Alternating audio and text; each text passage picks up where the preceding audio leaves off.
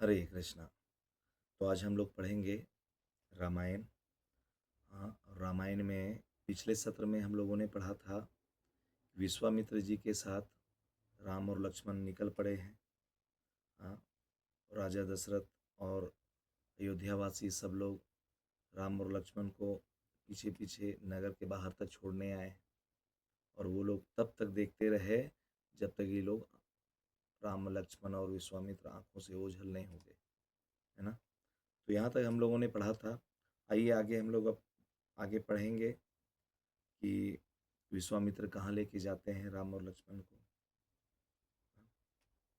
ओम अज्ञानतिमिरन्धस्य ज्ञानञ्जनशलाकया चक्षुरुन्मिलितं येन तस्मै श्रीगुरुवे नमः। नमो विष्णुपदाय कृष्णपृष्ठाय भूतले श्रीमते भक्तिवेदान्त स्वामिनिति नामिने। नमस्ते सरस्वती देवी गौरवाणी प्रचारिणे निर्विशेष शून्यवादी पाश्चात्य देश तारिणे। जय श्री कृष्ण चैतन्य प्रभु नित्यानंद श्री अद्वैत गदाधर श्रीवासादि गौर भक्त वृंद। हरे कृष्णा कृष्ण कृष्ण हरे हरे, हरे राम राम राम हरे हरे। हरे कृष्णा। तो आगे हम लोग पढ़ने वाले हैं ऋषि विश्वामित्र के साथ वन में, है ना। विश्वामित्र दोनों राजकुमारों के आगे चल रहे थे जिनके हाथों में धनुष और कमर में तलवारें बंधी थीं। ये दोनों राजकुमार के, राम और लक्ष्मण के।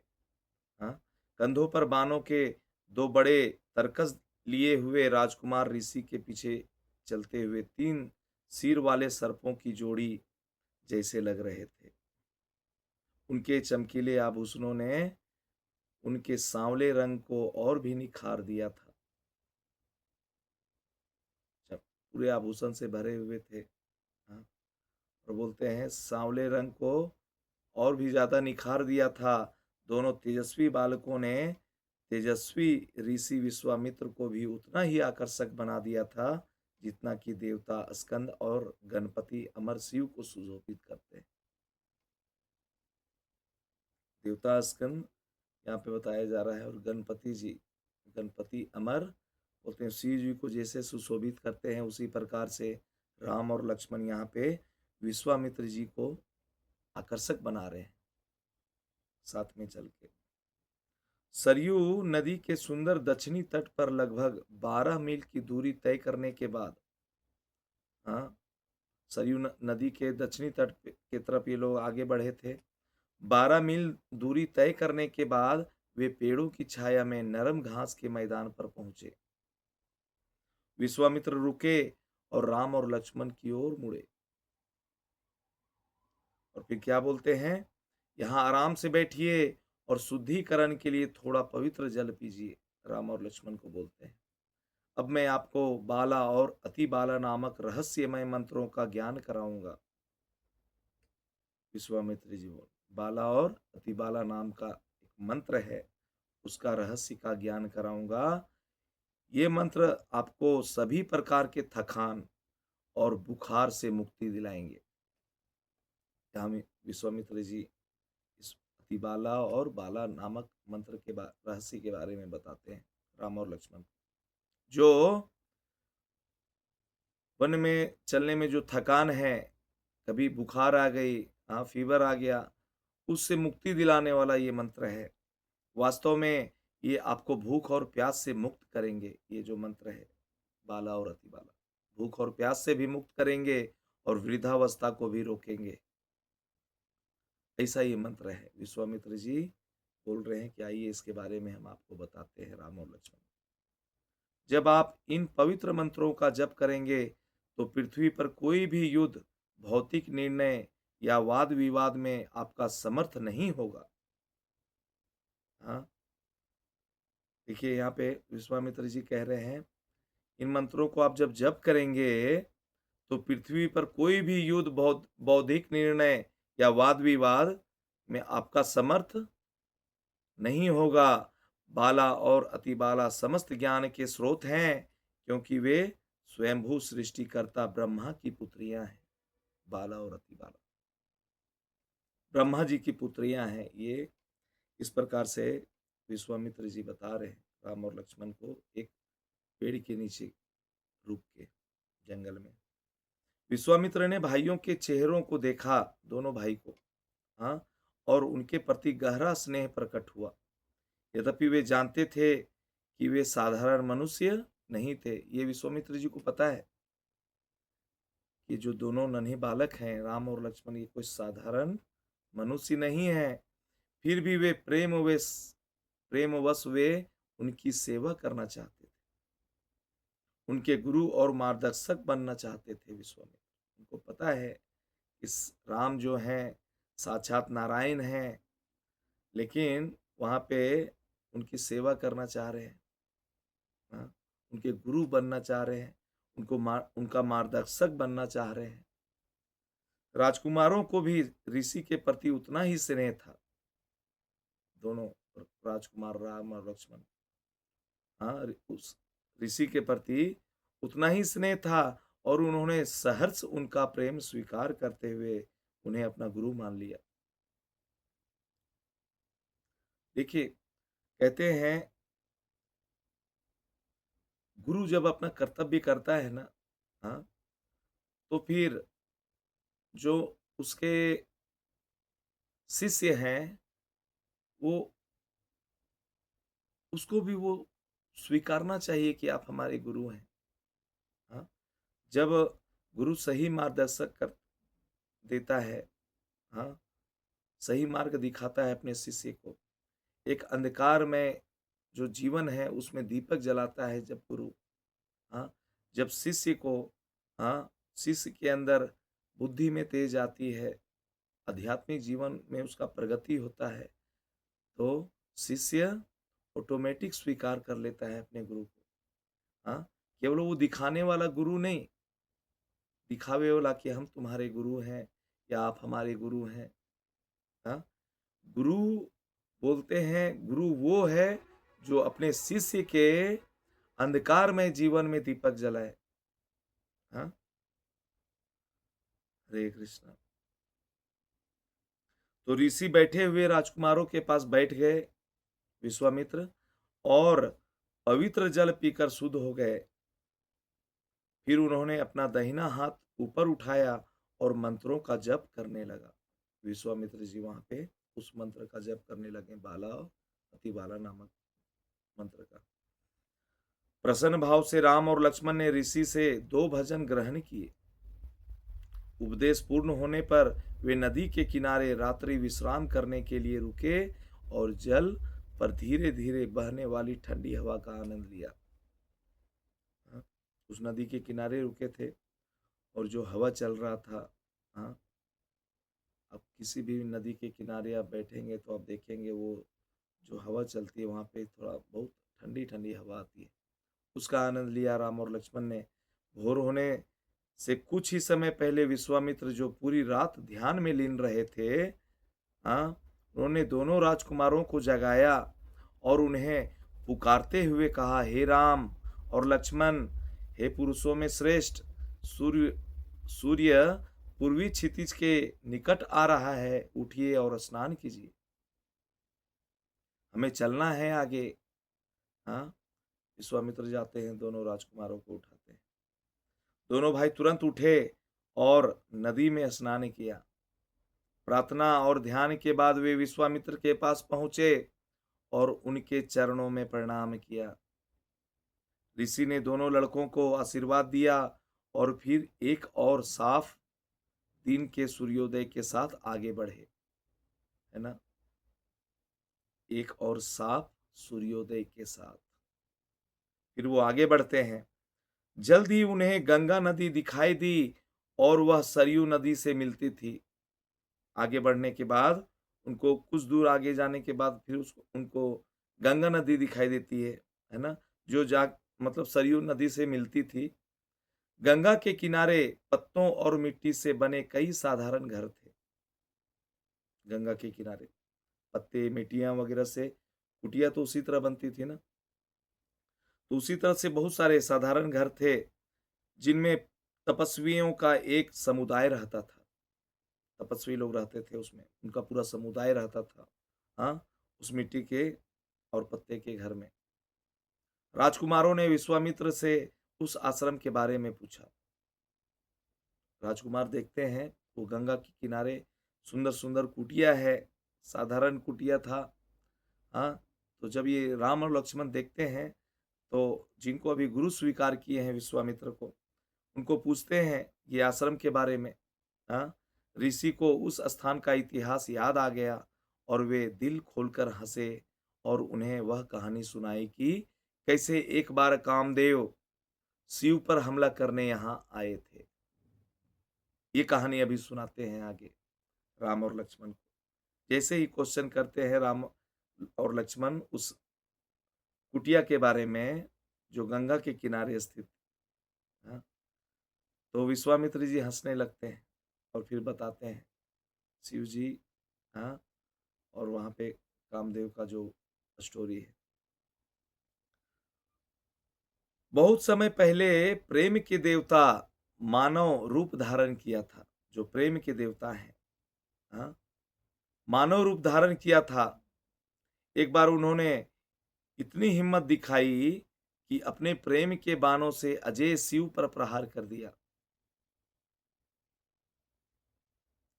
जो अजय हैं, शिव जी पर हमला कर दिया। हाँ, शक्तिशाली शिव जो आश्रम में गहन ध्यान में लीन थे, क्रोधित हो गए और अपनी तीसरी आंख से कामदेव को घूरने लगे। जो प्रेम के देवता है कामदेव, है ना। मतलब क्या होता है जब अहंकार बढ़ता है ना, हाँ, क्या होता है कि जब हम अपने आप को पावरफुल समझने लगते हैं, हाँ, तो हमारे अंदर ये जो हमारा नाश होने वाला जो अंदर से हिम्मत जगता है ना, हाँ, इस हिम्मत उसके अंदर, यही कामदेव के अंदर उसी प्रकार से हिम्मत जगी और वो शिव जी पर प्रहार कर दिए। शिव जी यहाँ पे क्रोधित हुए, हाँ, और अपनी तीसरी आंख से कामदेव को घूरने लगे। एक प्रचंड ज्वाला निकली और कामदेव का शरीर राख हो गया। फुस, है ना। तो इस प्रकार से जब व्यक्ति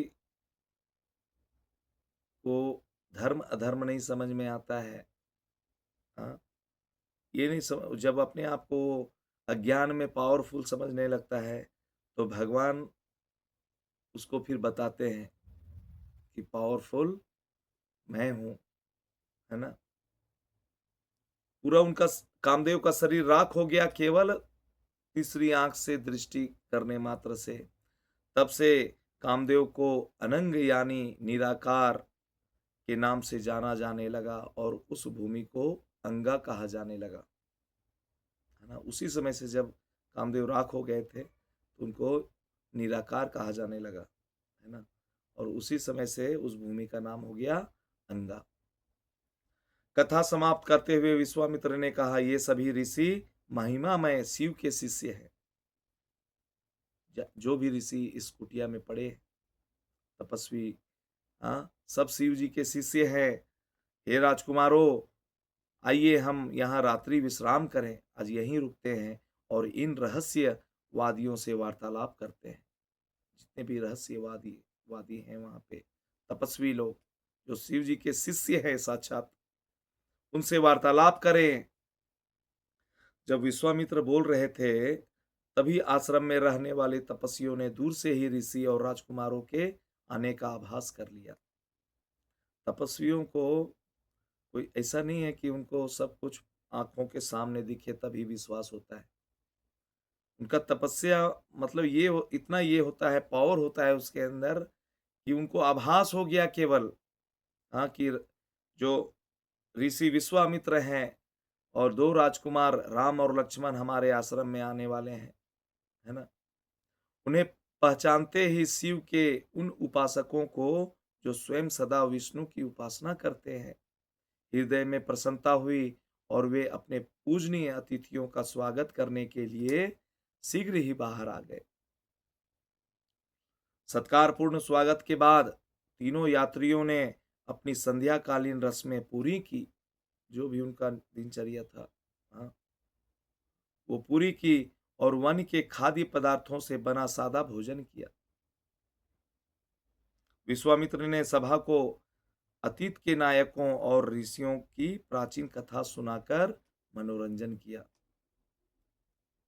हाँ, पुरानी पुरानी कथाएं, ये सब कथा वगैरह सुना के सभी को वहां पे मनोरंजन किया। अगली सुबह सन्यासियों द्वारा उपलब्ध कराई गई नाव में गंगा नदी पार करने के बाद, हाँ, वहां पे जितने भी जो तपस्वी लोग थे, सन्यासी लोग थे, हाँ, वो लोग नाव का व्यवस्था करवाए उस गंगा नदी को पार करने के लिए। हाँ, अब पार करने के बाद विश्वामित्र और राजकुमार एक विशाल निर्जन क्षेत्र में पहुंचे। हाँ, कभी कभी हम लोगों को, कभी ऐसे जगह आप जाते हो जहाँ पे आपको थोड़ा सा एक भय जैसा नहीं लगता है। हाँ, एकदम निर्जन क्षेत्र लगता है वो। हाँ, तो गंगा पार करते ही वो निर्जन क्षेत्र पहुंचे। चारों ओर पत्तों से रहित विशाल वृक्ष थे। हाँ, बहुत सारे वृक्ष थे, पूरे जंगल ही था वो, लेकिन उसमें पत्ते नहीं थे, पत्ते से रहित थे।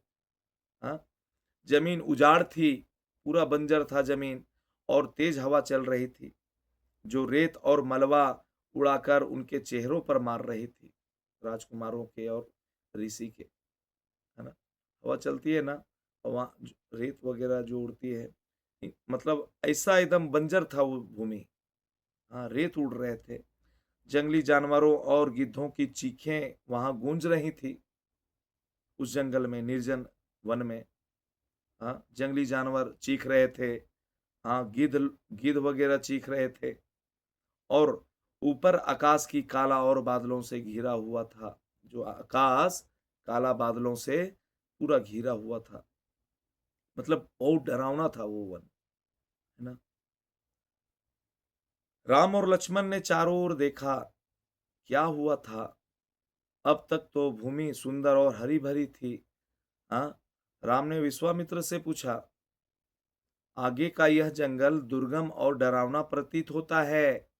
ये जो जंगल है आगे का, गंगा नदी पार होते हुए देख के बोलते हैं, ये जो जंगल है डरावना प्रतीत होता है, एकदम दुर्गम है।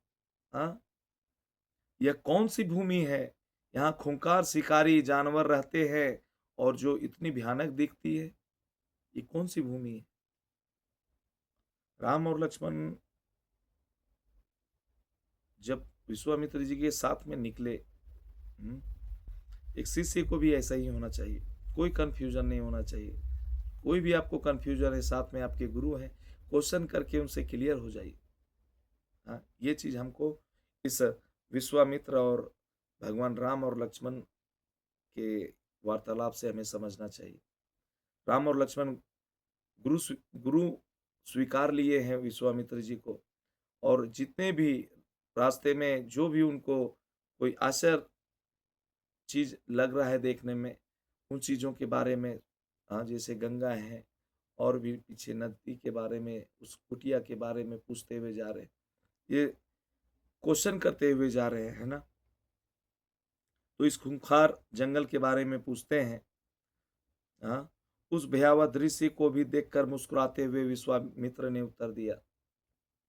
हाँ, क्योंकि देखिए विश्वामित्र जी को पूरे पृथ्वी का नॉलेज था। हजारों हजार साल से ये तपस्या कर रहे थे, राजा भी थे। हाँ, ऋषि बनने के पहले एक राजा ही थे। तो इस वन के बारे में, भयावह वन के बारे में जब यहाँ पे भगवान राम क्वेश्चन करते हैं, तो विश्वामित्र जी यहाँ भी मुस्कुराते हैं और फिर उत्तर देते हैं, मेरे प्रिय राम, बहुत समय पहले यह स्थान देवताओं द्वारा स्थापित दो समृद्ध राज्यों का केंद्र था। दो समृद्ध राज्य थे, उसका केंद्र था। हाँ, एक दिन ऐसा हुआ कि इंद्र एक ब्राह्मण की हत्या के पाप से ग्रस्त हो गए। जो स्वर्ग के देवता हैं, इंद्र स्वर्ग के राजा हैं, हाँ, ब्राह्मण की हत्या के पाप से ग्रस्त हो गए।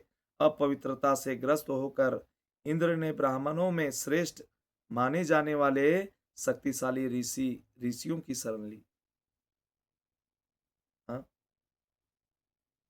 जितने भी ब्राह्मण श्रेष्ठ हैं, जो शक्तिशाली ऋषिगण हैं, हाँ, अपवित्रता से ग्रस्त होने के कारण, हाँ, इन ऋषियों के शरण लेते हैं इंद्र जी।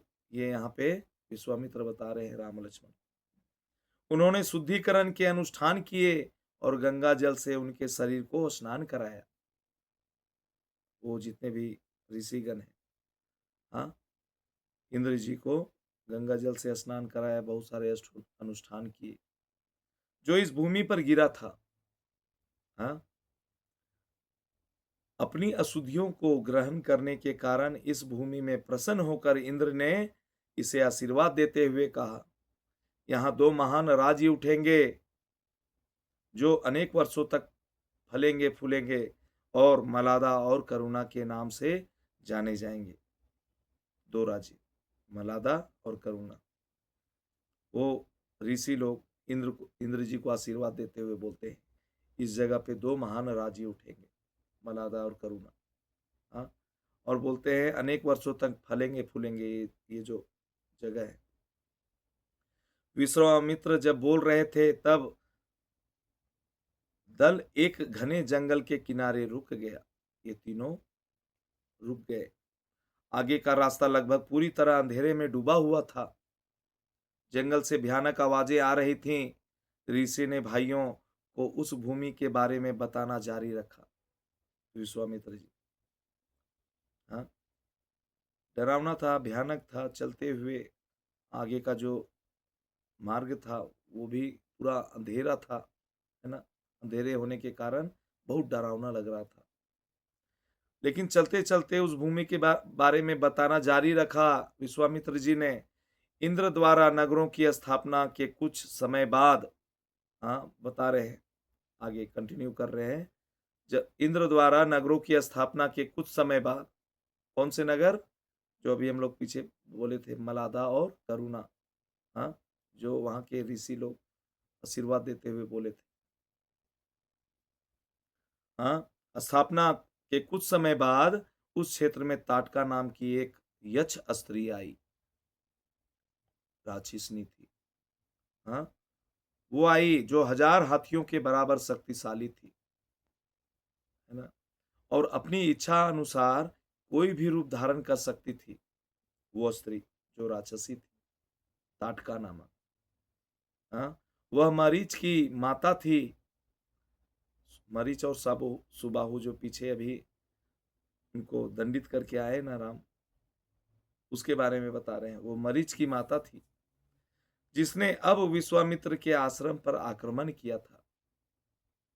हाँ, भयानक और सभी प्राणियों के प्रति द्वेष से भरी ताटका लगातार उस भूमि को तबाह करती रहती थी। इसलिए वहां कोई नहीं रहता था। ताटका की वजह से उस भूमि में कोई नहीं रहता था।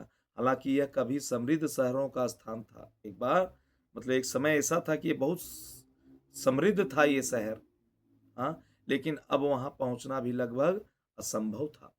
कोई कोई व्यक्ति वहां जाने से डरता था, ताटका की वजह से, उसका पराक्रम की वजह से। पूरा, मतलब जंगल को तहस नहस करके रखती थी।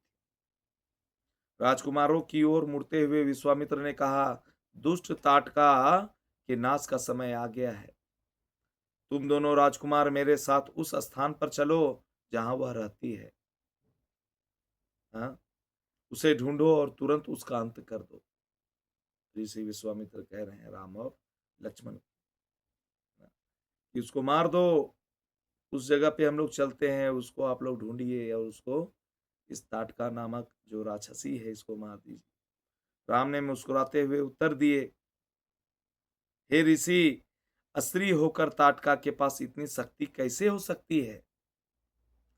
एक स्त्री होकर, हाँ, ये जो ताटका है, इसके पास इतना शक्ति कहाँ से हो सकता है? कैसे हो सकती है ना।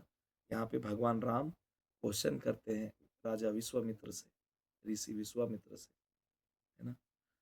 तो समय हो चुका है। इसके आगे को ताटका का जो वर्णन है विश्वामित्र बताते हैं।